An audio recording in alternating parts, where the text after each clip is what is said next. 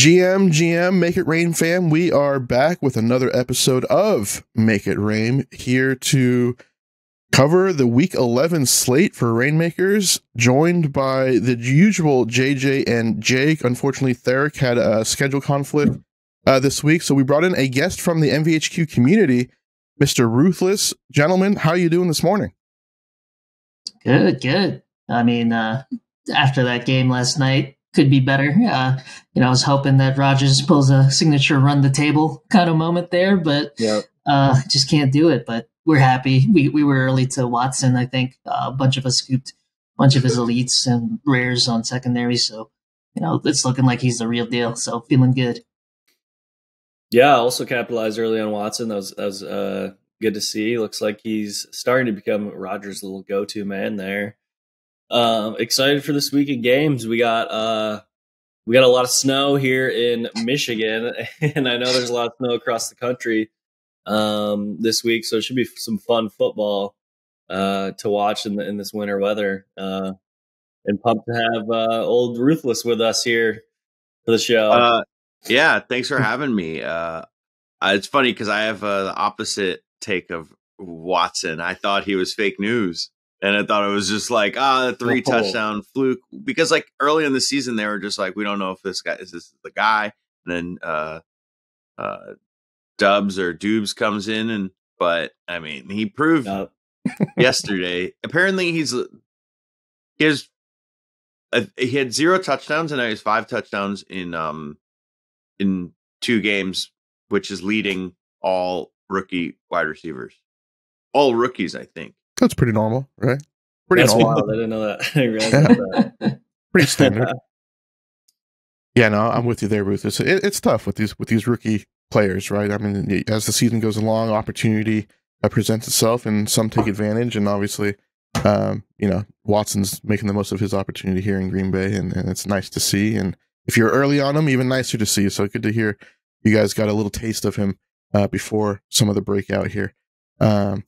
Well, great stuff. Appreciate you guys coming on here on this Friday morning. As we like to do every week, we like to take a lineup from one of our hosts and kind of dissect it and review it for our audience to see what we can learn from it strategy-wise and get into the mind of the creator of the lineup. JJ has been on quite the run here the past couple weeks. Just all systems go. Strategies intact, and the lineup creation process has really been humming right along. So JJ had another sweat, actually a couple sweats this past week. Nothing that really hit home, but again, all we can ask is putting ourselves in a position at the end of the day, late in the slate, and JJ has been doing just that. So JJ, do you want to go ahead and share your lineup and talk us through some of your thought process here? Yeah, thanks, Boop. I had a pretty solid day of sweats. I had a total of 4 sweats going into the late swap or the late slate. 3 in the main, the elite 250K fiat contest, and 1 in the single entry. So I took down, unfortunately, just the 17th as my top score in the main, but I did take down second place in the single entry. So good payday there of $1,000, and total of like 3,300 for the weekend, which puts me in a good. Yeah, if we can do that every week, that puts me in a good place. But I had a lot of lines live. My best one, I can't tell you why. I played Jamal Williams. It just, he was projecting well. I thought DeAndre Swift was probably, going to get shut down for the season. But no, they gave him a lot of the goal line touches. He's complaining about his workload now. And so, squeaky wheel kind of situation. So maybe one to look at in weeks going forward is DeAndre Swift as potentially a tournament style play.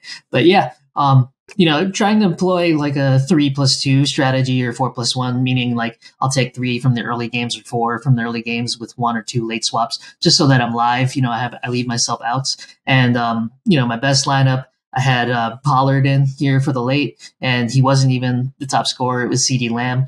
And I actually had in my single entry, 2 of probably the nuts or close to the nut late swap, which was CeeDee Lamb and Aaron Jones. Right. I think Jonathan Taylor just eked out Aaron Jones there, but if I had that in my main, I think it was good for like a 4th place. So unfortunately, I had all the right pieces, just couldn't match them up right. But as long as we have a sweat, like you said, going into the late slate, then we're happy. And just going into this, right? I like to play players from those games where I think it's going to like shoot out. I think all of us were on the Minnesota Buffalo game, but was really low on Kirk Cousins. I don't think he ever gets you there. Showing probably like a 22 or 23 point ceiling this season, and just to get 30 points, he's going to probably need to run it in twice, and it's really unlikely for that to happen. And so I really like Fields, as most of the field did, as this kind of option at the non-superstar that's at the quarterback, right? Because it allows you to play players like Justin Jefferson and wide receiver, and allows me to play like Saquon Barkley and running back. And you're going to win those slates when they vastly overperform relative to their position, right? And Justin Jefferson was that kind of scenario there. My second place, or my second best one had Josh Allen, and my third one had Fields as well. So you can see like it was pretty condensed at the top. I also had a Mahomes one, but didn't have the Kirk piece to go with it. But that's kind of just talking my strategy there. Just leave yourself out. I mean, this week's a really good week for that. I mean, might even go a 2+3 strategy just because the late swap for this week looks really juicy. You got that Vikings Cowboys game there. You got the Raiders Broncos, which is not that appealing, but Josh Jacobs just owns the Broncos like in his history, just scoring multiple touchdowns and 100 yards against them. And then you have the Steelers Bengals game where Bengals can just throw. Steelers just given all the fantasy points to wide receivers this season. So that's kind of how I'm attacking the slate this week, probably 2+3 or 3+2 with some, game stacks here and there.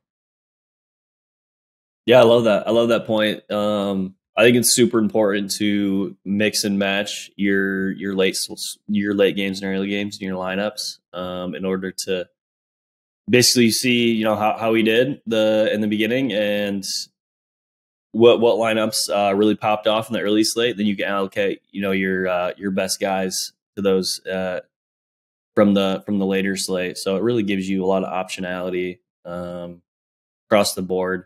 Especially if you're playing, multiple lineups, a good amount of lineups in there. I love all the points you made around that. That's something I definitely try and employ every week as well. Yeah, and I don't know if I can find it here, but one of the things is like you can play these like 2 or 3 players in the early game, and it could be these like speculative players, right? Like for example, Washington this week is up against Houston in the 1:00 games. You could play, one lineup with 3 players from the early where it has like Antonio Gibson, and then one where it has Brian Robinson, because like one of those players is likely going to score or have a big game, right? Could be Gibson, could be Robinson. We saw that last week with Jeff Wilson and Raheem Mostert. They both went off, but Jeff Wilson had the monster game, and I had both of them right in different lineups, and those could have been live, right? So it allows you to play those cheaper kind of lineups and then late swap in some studs if you have something that could threaten for a top spot. Yeah, I love that. All very good points, JJ. I think just a lot of good strategy tips in there for people catching up, and I do think it's so valuable. We know ownership isn't as big of a deal in Rainmakers as it may be in traditional DFS, but I still think some of the core principles are at play here, especially when guys like Fields and Diggs, because of their non-superstar status, are going to be high owned. But to kind of rotate around that core and mix and match with a variety of players looking for that upside week to week in some low-owned spots, it's always going to help. Be a little bit contrarian where you can, as long as you're doing it smartly. So. Another very, very good week here for you, JJ. Congrats again. Just stacking them up, little wins, big wins. They all hit the same, and it's good to see you filling those pockets up week to week here and having it pay off for you, man. Thanks, brother. Appreciate that. And hopefully one of us gets the big score this week. It was almost Eric, but someone's going to take it down from the show. Yeah, Hopefully it's coming. We've been close. We've been sniffing it all year long. Well, great stuff. I think another conversation point we wanted to touch on, we were talking about it a little bit in the MVHQ Rainmakers chat earlier this week, but Jake was touching on some of the Rainmakers Showdown format and some things that maybe could be improved on, some things that are holding it back, and there's a nice conversation about that. Jake, did you want to go ahead and take the lead here and kind of talk us through where your head's at and some of the things you've noticed throughout the course of the season? Yeah, I think talking is a little bit too generous way of putting it. I was more so ranting. I was more so tilting my face off a little bit at what was happening. Just a little context. I was playing the Eagles Washington game. I forgot what night that was. I can't keep all these things straight now. Monday night? Yeah, Monday night. Anyway, so I was really feeling good about my lineup. I was hunting for these low cereals like we want to do with these showdowns, not to get duped. I literally got like the lowest cereals I could without like spending an insane amount of money, like premium on things. I got probably like an average of 11 across like each spot, which is pretty good for the elite. Like elites go up to 150 max size and rares go up to 400. So to be able to get an average of 11 cereals, like definitely pretty low. And yeah, man, I go in, I enter the contest. There's only like 300 people in this contest, and I play my lineup. It's Hurts, double stack with Devontae Smith, AJ Brown with a run back of Terry McLaurin. I knew I was gonna get duped, but I was still feeling good about that. I was going to be the lowest one. And then I go in there and there's 3 other people who have lower cereals than me. And I was just so tilted, man. It just felt bad. Like I was paying up. I was trying my best to get the low cereals as possible. And, the small field contest, and I still got 3 people who have more dupes than me, or lower cereals than me. And I just see this problem, and I don't see this problem going away. Like I see it just getting worse and worse as the season goes on. Where it's just right now, it's just play the best plays. And there's, especially in Showdown, it's really just a game of paying as much as you can for these low cereals, and playing the optimal and hoping that it hits a lot of these times. And honestly, it's not very fun. Like it's not fun. It's not really competitive. It doesn't make it's not inviting to any new people. Like new people, like if you're just joining and you try to do Showdown, like you're probably like almost dead to win first, because you don't realize how low you have to go with the cereals. So it's kind of it's just a little frustrating. Like I think they drastically need to change the format. They need to add some way, in my opinion, to encourage, like require you to play a sleeper of some kind. Whether that's a salary cap or whether that's like a role player tag, that you have to include one of those, like just like how they have, you can only include one superstar. Maybe you have to include one minimum role player in your lineup instead, just to differentiate a little bit. Otherwise right now it's just like play the best plays. And then everyone's lineup is the same, and there's a ton of dupes, and you just got to pray that you have the lowest cereals.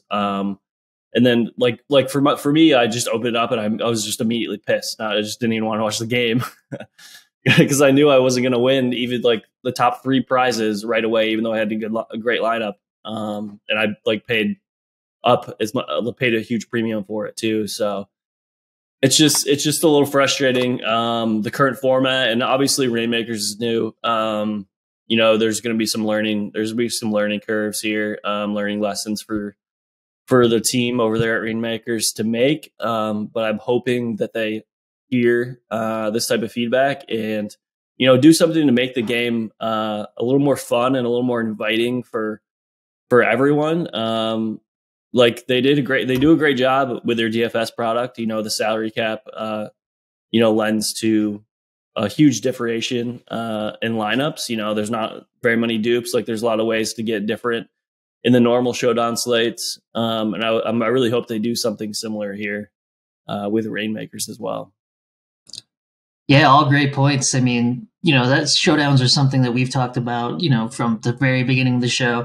Always targeting, we're always targeting like low cereals, but you've hit the nail on the head. It's gotten to the point in the season where I think everyone's realized it, right? Like they can play the optimal and just outkick each other, right? Mhm. And at this point in the season, it's almost like you have to, if you have above 50 or above 60, you have to play something different. You can't play optimal. Otherwise, like it's nothing more tilting than going in and realizing, oh, I can only get fifth, right? Like as soon as the game starts, like, oh, I just lost out a 4.5K or something like that, just The because, cost to Yeah. your I EV didn't is massive differentiate. too. Yeah, exactly. Yeah. At the same time, right, it's like, placing that high value on those cereals, especially going into next season, right? Like if you know that they have a high amount of showdowns like we were doing at the start, we identified like Green Bay, Rams, Denver as these teams where they have tons of showdowns. So it just made sense to pay up early on those teams, right? And that way you can just kind of outkick people in the later games in the season. But yeah, like you kind of hit the nail on the head. I think that they should probably go towards, adding a player or, adding a restriction on the type of player, similar to how they have a superstar. We were talking about how So Rare does it with like different tiers of players. I think that Yep. could help tremendously, especially just getting a lot of differentiation across. Because like in some of these contests, you see trains of like 32. Like the KC Tennessee game, right? I was in front for 4 quarters, and then a train of 40 gets pushed up ahead of me, right, when Mahomes rushes in for a touchdown. So, it's kind of one of these things where they can definitely do things that are better. But I will say, right, like if you get just a little bit different, if you had Terry McLaurin at the captain and Antonio Yeah. Gibson, nobody had the nut lineup in Rare and Elite. I checked. It's a lot cheaper than what the optimal is, and no one got it, and you could have took it down with any cereals. So I think it's something that we've all adjusted to, right? Like if we know that we have cereals 100 plus, even we have to play different. There's no playing optimal there, and so another thing that I want to experiment with and think about is going into like the Monday game, right? Maybe it's keeping your deep roster alive, right? And then you swap in those players if you know that, all right, I don't have the best cereals. Maybe I need to focus on putting in a good Sunday lineup and then late swapping some of these studs like Jalen Hurts, like AJ Brown or like Derrick Henry or something, in this Monday game. Mhm. These Monday games that come up, right? Maybe that's how we adjust. But totally agree with all your points. They definitely need to do something because to the average Joe, can't be anything more deflating than entering and then realizing, oh, I can only get 30th or something like that. Right.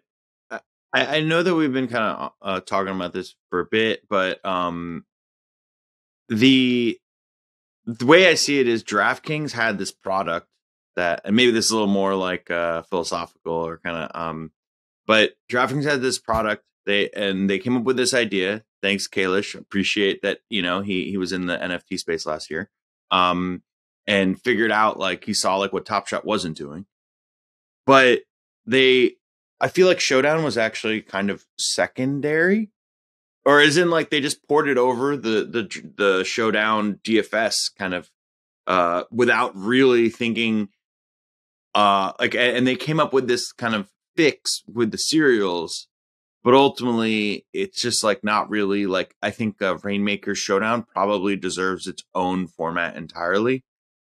Just because there is no salary cap. So to think that just the 1.5x would differentiate enough with little cereals was probably some poor thinking on their part, or just, it was hard for them to anticipate, how this would go up, like just Rainmakers in general.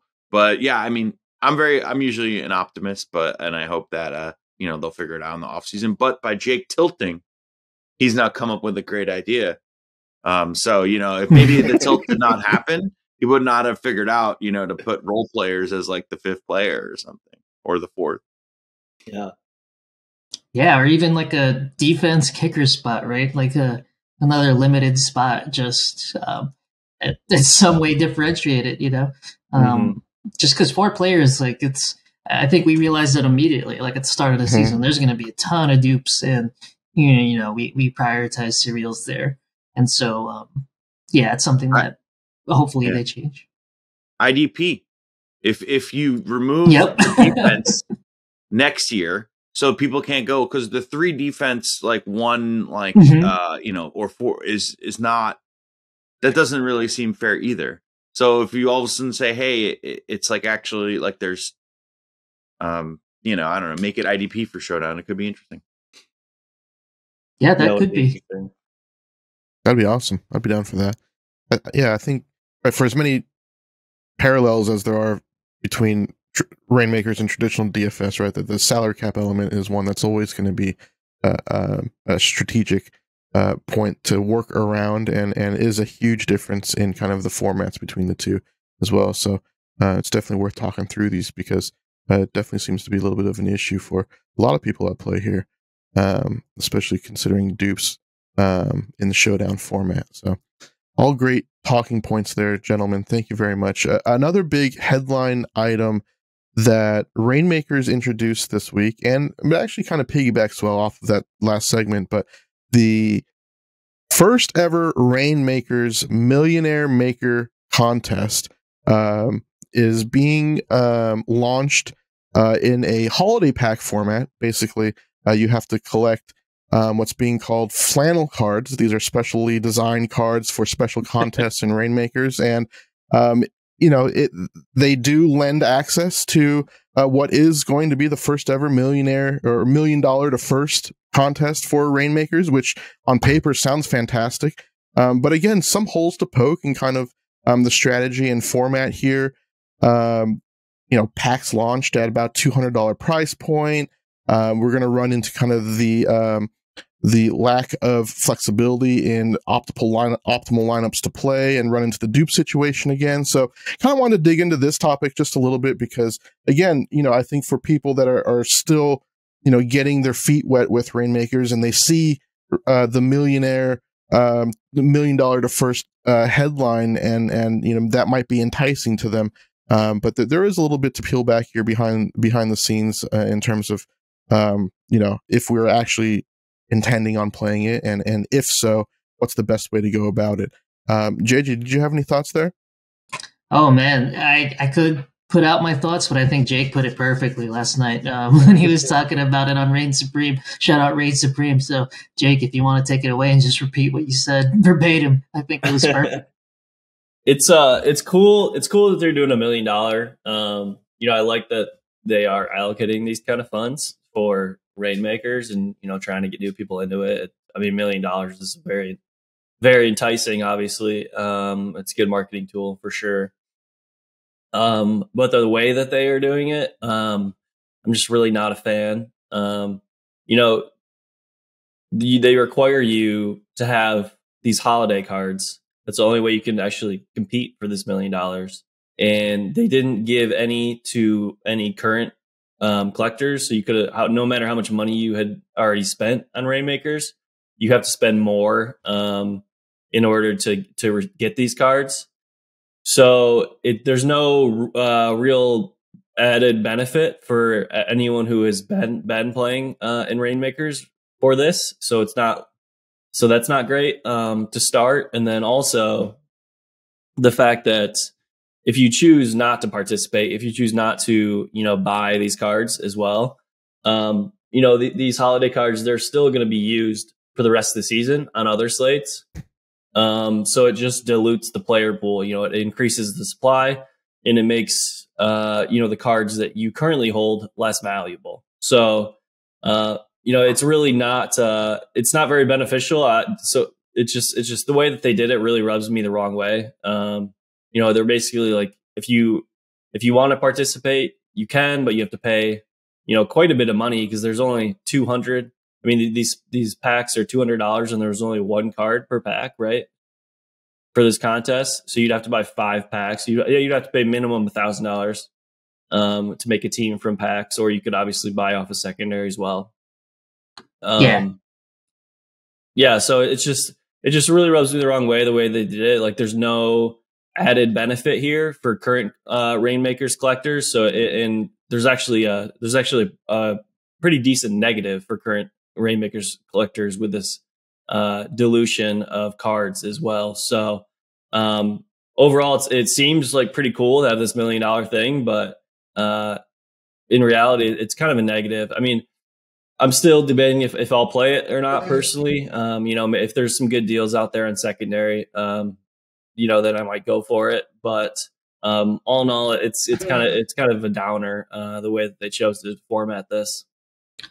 Yeah, I couldn't say it better myself, Jake. Echo all those sentiments, and Poop, like you said, it kind of ties into the last segment, right? Like they didn't choose a really good slate for this, right? There's only 3 games, and so there's a high chance just with the players that are in there that there's going to be a lot of duping at the top. So not only do you have to buy these really specific players, but you have to pay attention to the serials, right? I almost want to avoid opening the packs entirely, just because the serials do matter a ton if you're going to play anything close to the optimal. And it's like we just talked about, right? You could also maybe the strategy is that you just play different, right? You play the lower owned or the cheaper quarterback. Like how many players are going to pick up Daniel Jones and play him here, right? But that could be the one that ends up spiking, right? Or best value to the entry, right? And it goes back to what we were talking about, right? These entries aren't really free, right? You pay for them through the cost of your players, and that's shown in full effect here, right? Because you have Josh Allen, who was selling for $800 yesterday at Core Holiday, right? And that's going to go to $30 as soon as this contest is over, maybe $20, right? And so you're definitely paying for the entry through your players. And I'd say my take on this is I'm almost tempted to look at the Christmas one, right, instead of the Thanksgiving one. Try to buy these players ahead of time, and hopefully they spike up similarly and I can sell them before the contest or enter the contest cheap, and hopefully they do another $1 million for Christmas.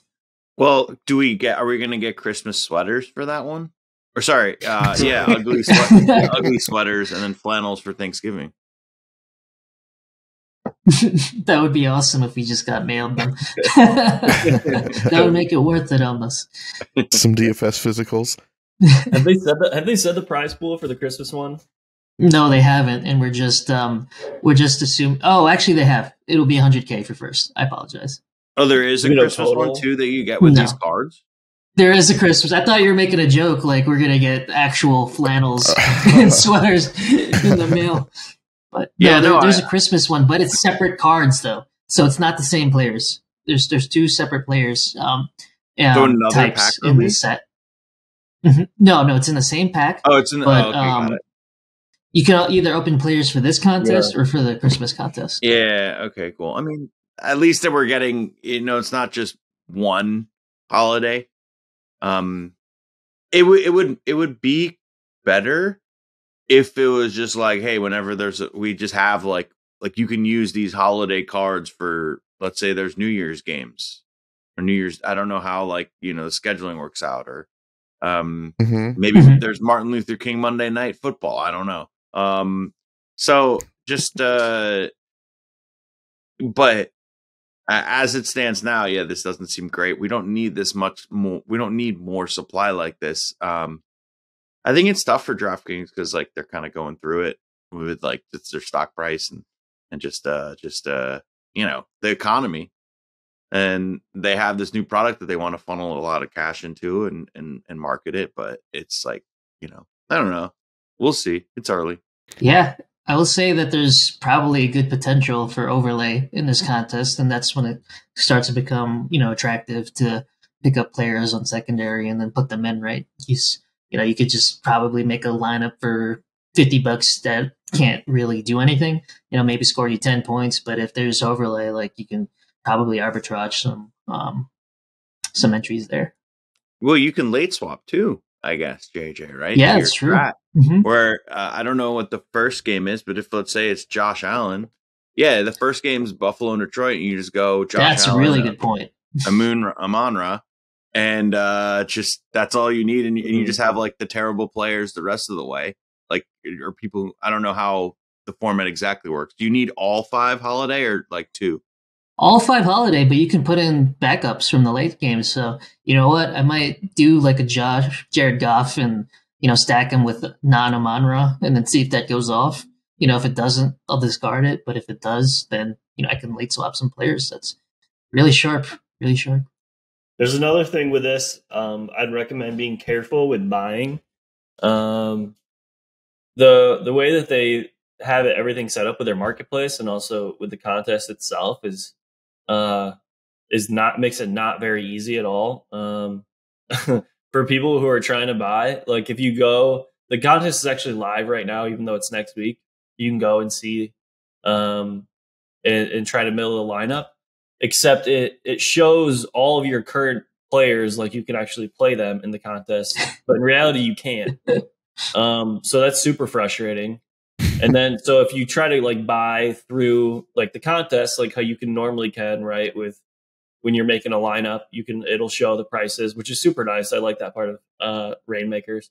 But for this one specifically, it shows all sets, and so you could buy a player thinking you're buying one for the holiday set, but it'll be for a different set. Most likely it'll be like just a normal core or whatever. So the way that they have set up is pretty deceiving. I don't know if they did that on purpose, if it's just a mistake. I don't really understand why they did it like this.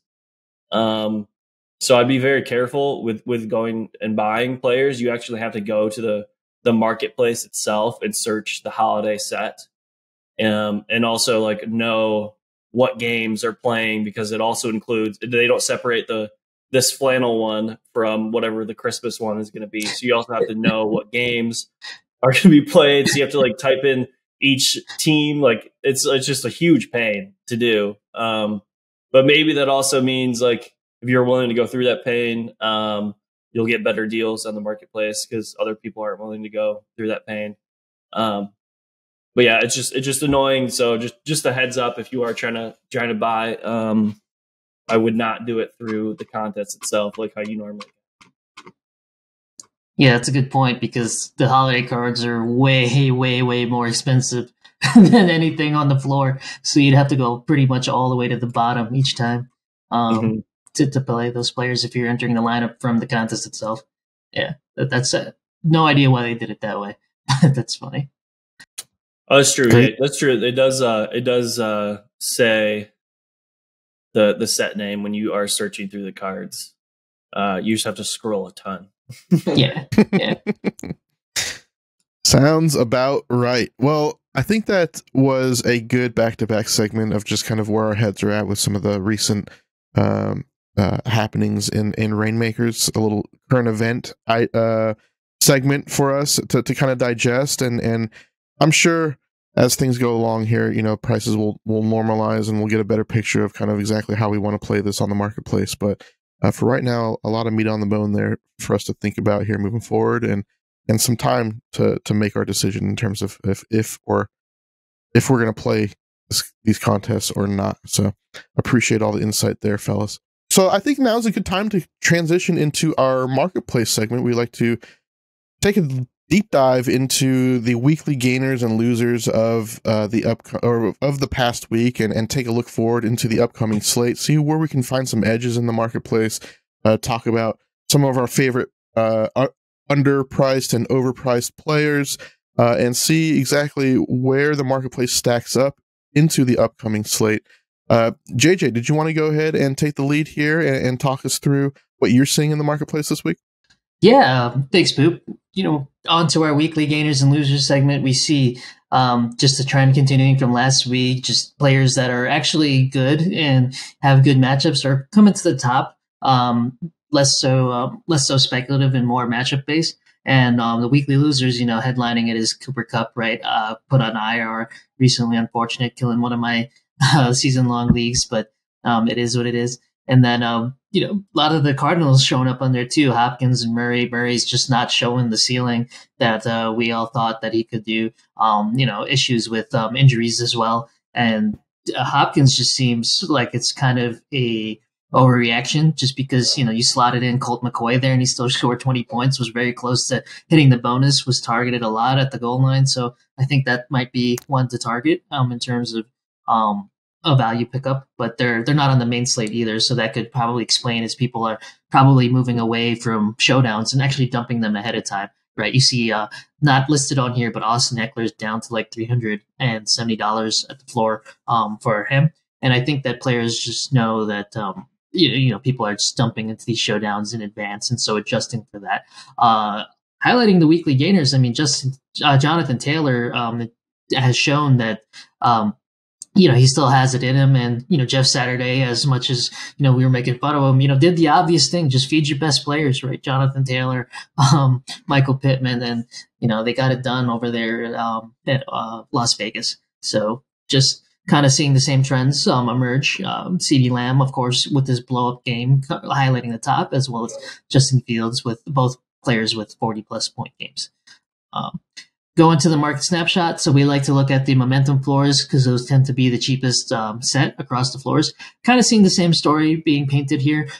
Diggs and Kelsey, as well as Fields and CeeDee Lamb, kind of highlight the top, as well as, the top quarterbacks. Pretty much outside of the superstars, you're not going to see anyone but Justin Fields and Tua highlight the top of there, just because really outside of those two, you'd want to be playing these superstar quarterbacks. So not much there in terms of, key insights. I will say that we notice again that the momentum floor kind of bounced here. I think that with the guaranteed prize money, there's kind of a hard floor on some of these players. So I think that we're pretty close to the bottom, if not already there for core. And we'll see that come true for rare and elite in the coming weeks. Love that. Thank you, JJ. That was a very thorough rundown of what we're seeing in the marketplace. Jake, did you have your eye on any undervalued or overvalued players right now in the marketplace? Yeah. I'll start with undervalued. A guy who, one of my favorite players in the NFL, always loved. He just hasn't had a great quarterback, but right now he does have a quarterback that loves him, and that's Terry McLaurin, old scary Terry. We just saw him have a great game against the Eagles. And, while Heineke is in there, he's definitely been his favorite guy, more so than Wentz. He's getting a lot higher target share. And it really seems like Washington's going to stick with Heineke. They're 3-1 with him. All reports are that, the guys in the locker room love Heineke. They love that he's a dog. He just gets after it. He's confident. And I don't think many people like Wentz very much either from other reports that I've heard as well. So it seems like they're going to stick with him. And Terry's been playing really well. Since Heineke's been there, he's had a high target share. He's producing in tough matchups. And right now he's really not super expensive. He's $200 elite, $25 for rare, and $6 for core. So you can get a guy who's a super talented wide receiver getting a big target share. Obviously not on a great team, probably not going to be a playoff team, but you will get him for the rest of the regular season at least for a pretty good price. And he has a decent schedule coming up. He does have a bye. Which is something, to take into account. That's one less game that you can play, or one less week that you can play him. So I guess factor that into your decision making. But all in all, I do think it's a good underpriced spot here for McLaurin. And overpriced, I'm going to go with one that might be a little controversial here. I actually don't recommend selling him yet, but I think you could. I would say till after this week, but I'm going to go with Justin Fields. Yeah, JJ probably doesn't like to hear that one. With Fields, he's really gotten steam. Obviously, he's played amazing. He doesn't have the superstar tag, which is super helpful for him. He's $675 for an elite, $98 for a rare, and $22 for a core. He's probably the best non-superstar QB right now in the game. And he's had some really good matchups. He has another really good matchup this week with Atlanta. That's why I said, maybe you don't want to sell them yet. I actually have a couple of Fields, and I'm not selling them yet. But I probably will look to after this week, because after this week he gets the Jets, he gets Green Bay, he gets a bye week, and then Philly, and then Buffalo, and those are 5 things. One he obviously won't play, and then the other 4 matches are tough. The Jets have been playing good defense. So is Green Bay, Philly, Buffalo. All those teams have been playing really good defense. I think teams are going to start to, now that they've switched up Chicago's game plan, they've been doing it for a few weeks now. they're going to start making adjustments, to limit his rushing potential and make him throw more. I think we're going to start seeing, these adjustments being made, and he might have a little typical time. He's running a little bit unsustainable. He's the 2-week stretch is like the most rushing yards in the regular season, like in back-to-back games. So, it's just really, it seems pretty unsustainable. His price is pretty high right now. I think you could really, he could be a good candidate to sell high after this week. So I love it. And, it's one thing that we don't talk about, but week 14, when they have their bye week, I think that's when Momentum Pack's going 50% sale as well. So you kind of have that drop off point.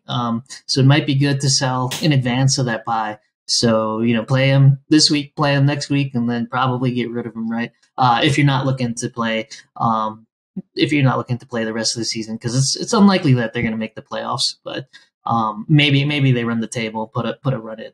But yeah, for underpriced players for me, I'm looking at a really disgusting one, but Allen Robinson, right, and Matt Stafford, both at about $100. I think they're up $30 since I said it last night, but they have 4 showdowns left, and there's really no one else, wow. Right? I mean, you're gonna have to play someone from the Rams, and it was always Cooper Kupp, and now it's like, who do you play? You could play Higbee, you could play Allen Robinson, and then who else? Maybe Van Jefferson for a long time. They don't even have Karen yet. They don't know. Mm-hmm. They're playing like 3 running backs, 4.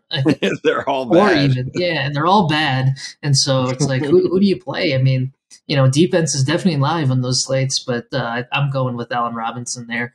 And as far as overpriced players, I have to agree with Jake. I think, I'm getting hesitant with Justin Fields myself. It's just, I know we were all probably saying the same thing when Lamar Jackson put up his insane run, right? And he just kept producing. So, don't want to be kind of in the wrong there after learning my lesson that time. But, $675 for an elite, that's kind of nuts. And while he is the best option, right, that is a non-superstar, I do think these superstars start probably showing up and differentiating, because, if Justin Fields didn't put up, if he put up a respectable 25 points, Mahomes was nuts last week, right?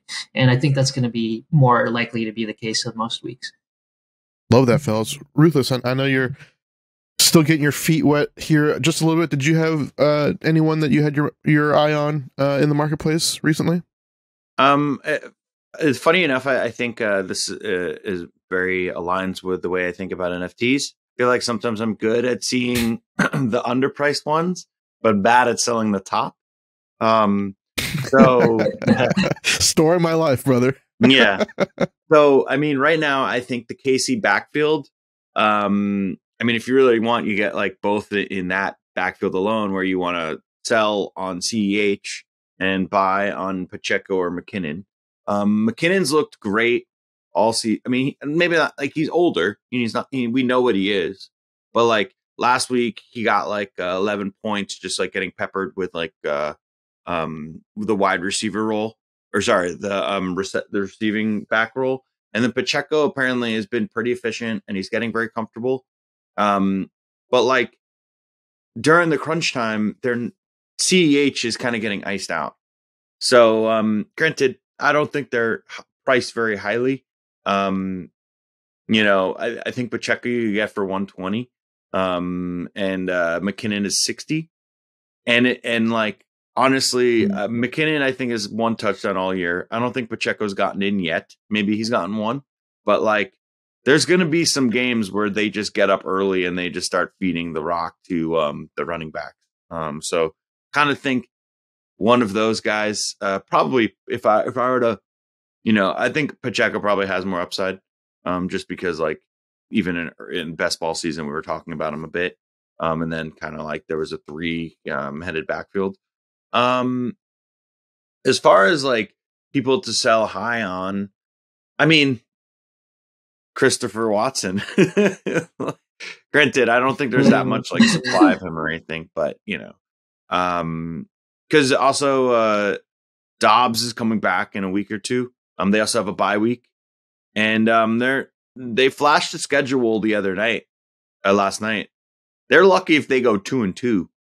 With a bye week in between. In that, it's like they have like Philly. I don't think that and like a couple other like The Bills. Yeah. Oh no, they played the Bills already. Sorry. Yeah, but they played the Bills.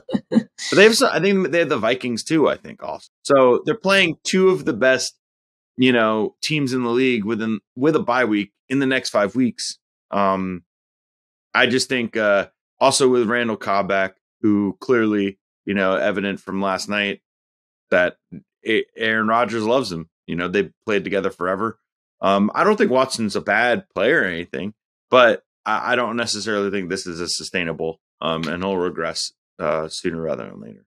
Love it. Love the shouts, everyone. I think a lot of good points there all around, and some plays to be made in the marketplace. A couple names I'll throw out there this week.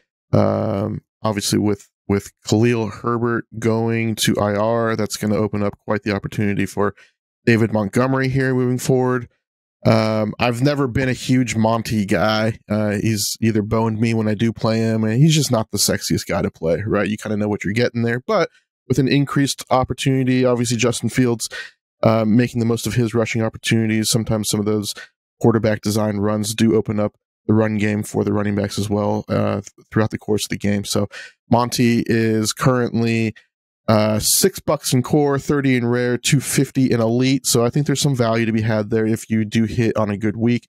You're going to have a window of opportunity here for about a month with Herbert on the IR. So one to keep tabs on. And then two contrasting players that I thought were worth mentioning is as sexy as he is, and obviously the opportunity could be there for him with some injuries on the offense, but Tony, I think, is a little bit more perception than reality right now. Kadarius Toney, I love the guy. I think he's a hell of an athlete, and with the ball in his hands, there's really maybe not many in the game that are as good with the ball in his hands as he is. However, $300 in elite seems a little rich right now, even with some of the injuries on that offense right now. I know he's going to get an increased opportunity here this week and probably moving forward as they ease him in, but one that I felt was a little bit priced up, especially in comparison to a guy like Michael Pittman, who I know we mentioned last week as someone who's maybe a little bit overvalued,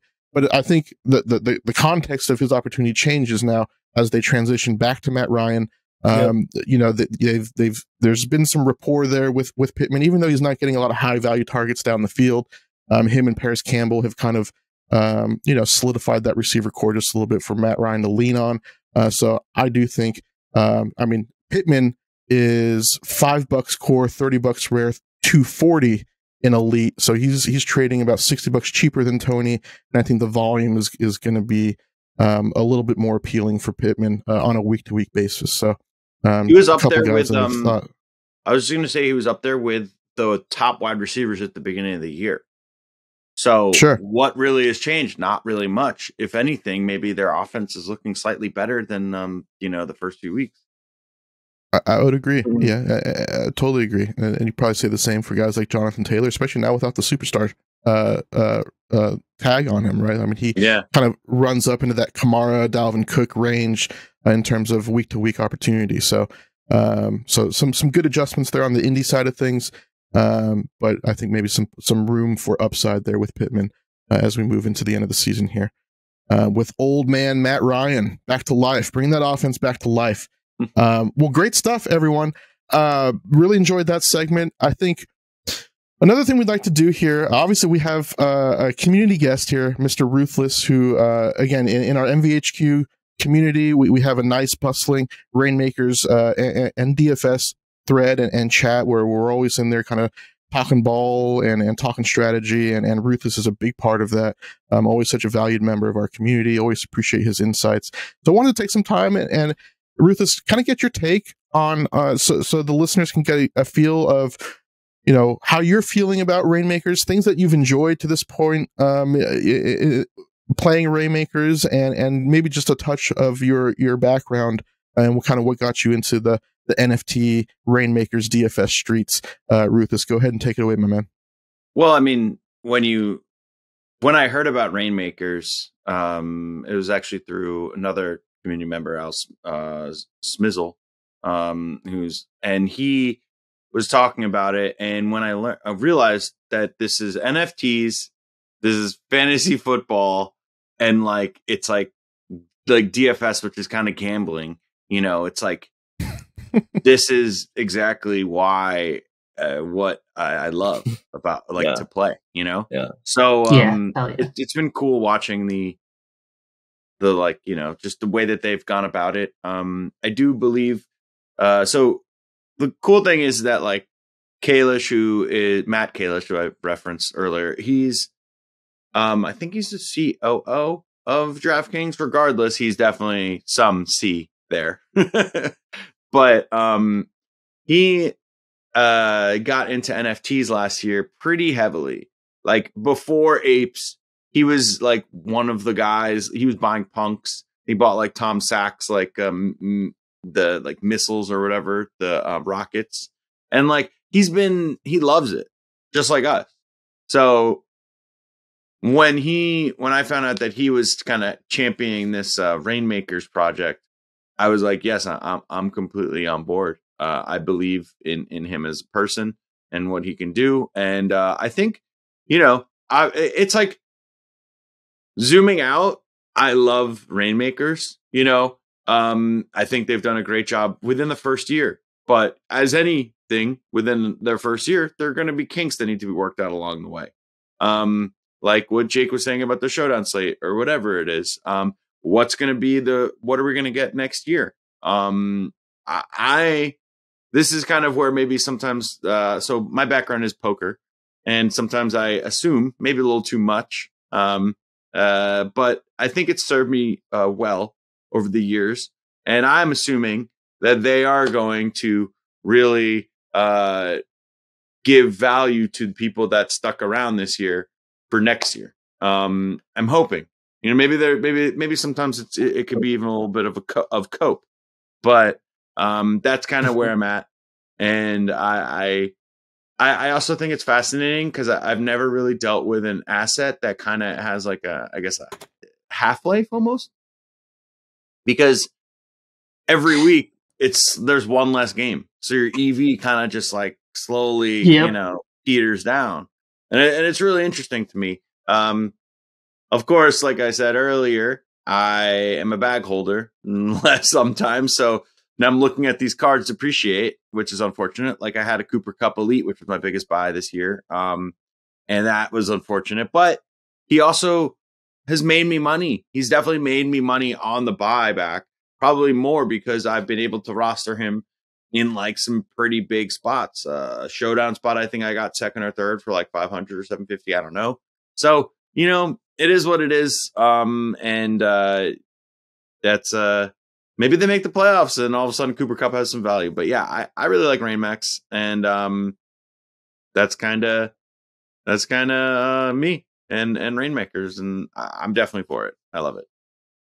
I gotta imagine they do something in the off season for us with the cards, or some sort of burn, and I don't think they're gonna just leave us out to dry. And in any case, I think all of us here are probably projected to come out ahead anyway.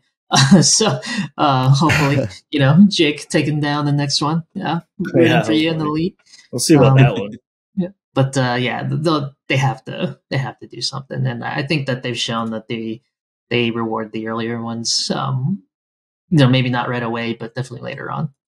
Yeah, I rant a lot about it, but it's also because I really enjoy the product, and I want it to be better. I want them to, continue to make improvements. But I have a great time playing Rainmakers every week. Like it's very fun playing the market, and also sweating the lineups on Sunday. The combo of NFTs, like Roothlus said, of NFTs and DFS and fantasy football, like all into one, is just so fun for me. Like it really it's just kind of like this new medium of playing football, like kind of how like when DFS came out, it's almost similar to that, where there's so much strategy involved, and it's just fun to talk through. Obviously, we made a whole show on it, right? So, yeah, man. I hope they continue to listen to feedback and reward those who have been loyal and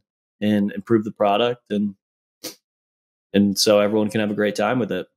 Great stuff, gentlemen. Thank you very much, Ruthless. I appreciate some of your insights there. Great having you on, man. Always good getting some community vibes up in here on Make It Rain, because in the end, that's what it's all about. All of us having some fun playing some D-Gen stuff. Well, as we move into the end of the show here, we'd like to keep alive our pack rip segment to scratch that D-Gen itch and see if we can get blessed by the RNG gods here. So in the nature of the holiday pack drop this past week, we went ahead and picked up one of those packs. We'll go ahead and pull it up here for everyone. Here we go. So in the holiday pack, there is a variety of good players. You're right. There's a wide range of rarity tiers. A lot of, Aaron Jones, Thielen, AJ Brown, really runs the whole gamut. Alvin Kamara, Eckler, Amon-Ra, St. Brown. So hopefully we get some increased chances here. Let's get a Rainmaker. We're due here for some good luck. I think we're due. The one time Jake doesn't open, right? One time, baby. Here we go. I'm feeling it. I'm feeling the good vibes. We're putting it out into the universe. We're manifesting. Let's go. Here we go. Let's go ahead and open this pack. Come on, bad boy. Get some holiday music here. Feeling the positive charm. Wow. The season of giving. Good vibes right here. The holiday spirit. Okay. Rare. All right. We'll start from the bottom up. That is probably the last person I want to see on a personal level. But fitting nonetheless. It was meant to be. The universe works in mysterious ways sometimes. Here we go. Derrick Henry. We will take that. Oh. Something to work with. This is off to a good start. What? Eckler, okay. Wow. We got some Eckler. I'll see you guys on the marketplace here very shortly. Thielen, Holiday. We'll take that.